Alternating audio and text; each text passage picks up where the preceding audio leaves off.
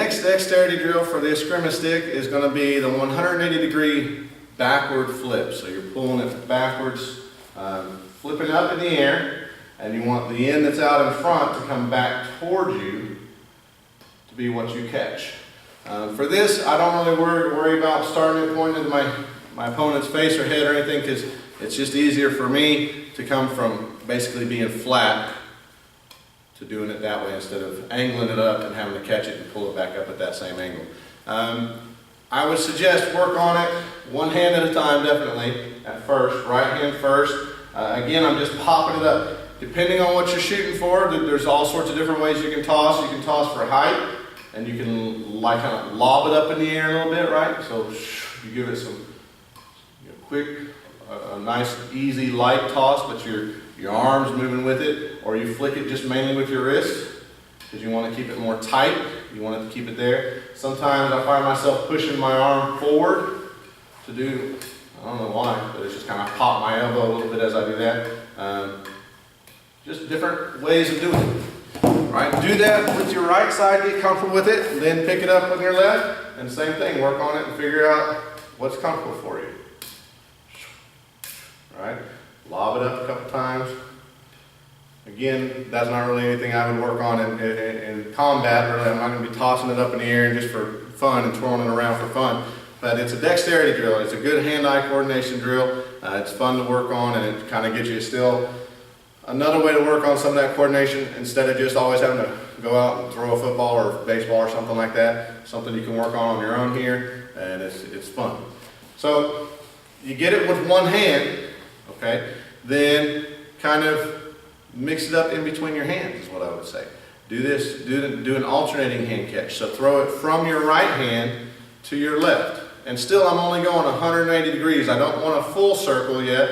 I'm not working on a 360. I just want 180 degrees. So whatever end was out in front is going to be in my hand then, and the other part's out in front.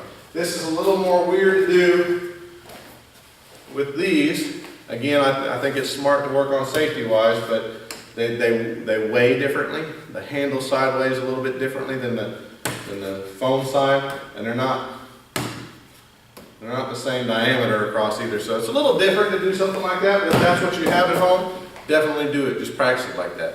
If you got the sticks, then this is kind of fun. Just from your right to your left, alternating catch. Then have some fun with it and just kind of alternate. So I go to the right hand a couple times, then I make my right hand toss to my left. I do left hand a couple times by itself, toss it to the right. Shoot, shoot, shoot, shoot. Kind of look like one of those guys, is what I feel like, one of those guys making a pizza dough, throwing it up in the air and all that. I'm having some fun with it a little bit. In addition to that, then the next level you get is you get both of them in your hands and work on, no, not juggling them, not tossing them to the other hand, but work on the right one by itself, left one, right, left. So you're alternating hands now with a stick in each hand.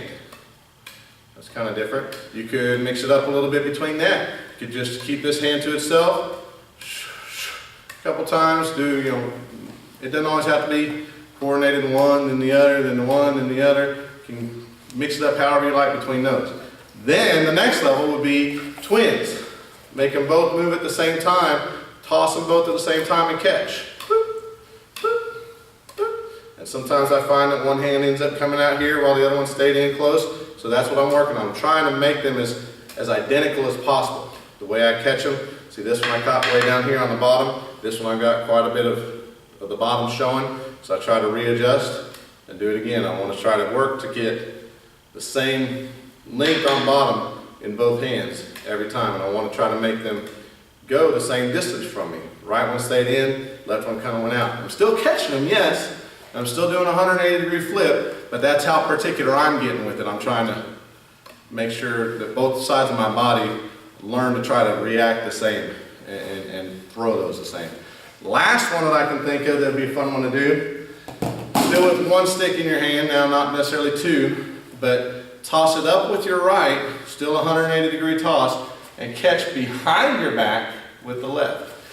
This one I try to do, for me it seems easier just to not have to move my back and step forward and do it all the time, so I try to do it from the side, but I'm not super great at that. Just tossing it up and then not having to move my feet, but just catch it behind my back like that, so I'm making sure that toss happens, it doesn't come at my head, it comes behind my back, but I'm not good at catching that way. I'm a little bit better if they're in front of me and I gotta step into it and turn my back. I don't know if that just helps me find it, if my eyes can guide it and my foot stepping into it helps me land that or what, but it's harder for me just to stand here and say, now, toss it, catch.